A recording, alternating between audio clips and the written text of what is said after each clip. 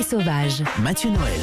Vous écoutez l'équipée sauvage spéciale confinement, l'émission qui bichonne vos zygomatiques, active vos neurones et pense aussi à votre dîner, avec celui pour qui le confinement doit être une épreuve particulièrement terrible.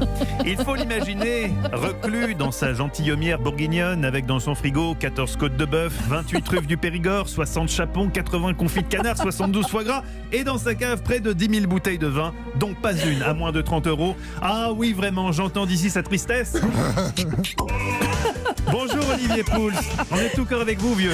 Bonjour les amis, ça va du côté de Paris? Oui, on n'a pas de chapeau. Quelle ordure.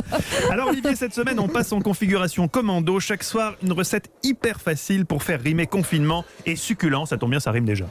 Recette hyper facile, mais aussi avec des produits accessibles, parce que on l'a tous constaté, c'est pas tous les jours évident d'aller faire des courses, on en fait peu et donc on va utiliser ce qu'on appelle un peu les fonds de placard. Et là ça y est, je m'y suis.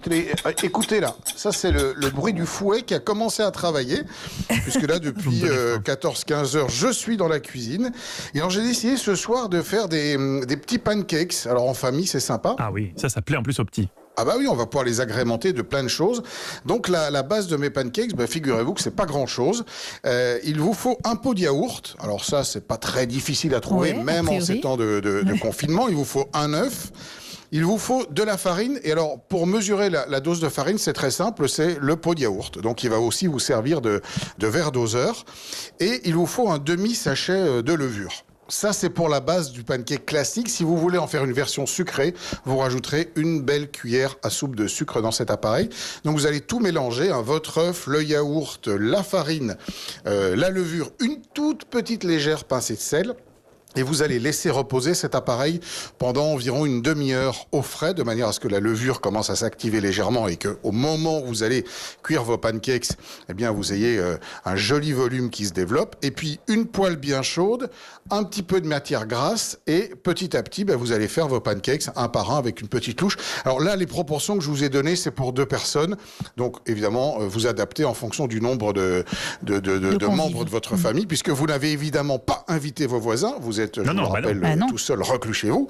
Et donc voilà, et puis ces pancakes, vous allez pouvoir en faire des versions, on va dire, salées pour commencer, avec ce que vous allez trouver. On peut y mettre un petit peu de jambon, faire une petite béchamel par exemple, avec une pointe de fromage pour Eva, que vous allez ensuite tartiner dessus et faire gratiner dans le four. Sur Eva, directement. Vous pouvez faire... On tartine la béchamel sur Eva, c'est ça que vous proposez? Alors, on est loin des règles du confinement avec vous, Pouls. Faites gaffe, parce que malgré le confinement, je peux me venger après. Donc, allez-y, mollo. Cela dit, ce programme, franchement, je me dis pourquoi pas. Non, allez. Calmez-nous. Et pour la partie sucrée des pancakes, parce que moi, vous savez, c'est surtout les pancakes sucrés, moi, qui me font saliver.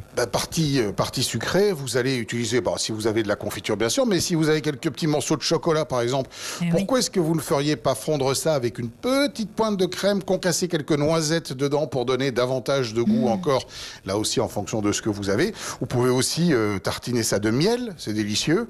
Voilà, il y a plein de façons d'agrémenter ces pancakes. C'est combien d'heures de route votre bled déjà, Olivier? Parce que là, on va rentrer dans la voiture, est-ce qu'on sera là pour le dîner? Vous serez là pour le dîner, puisque en terminant à 18h, je sais que vous roulez un peu vite. Non. C'est de pas rater la sortie. Et pour la fin de l'apéro, je vous attends. Parfait. Ah oui, c'est parfait, on arrive. Tous les auditeurs Et pour vous, les amis, je sortirai l'un de mes chapons. Là, j'ai eu peur. Oui, mais aussi cette phrase démarrait mal. Merci Olivier Pouls, qu'on retrouvera bientôt tous les samedis dans la table des bons vivants de Laurent Mariotte à 11h sur Europe 1.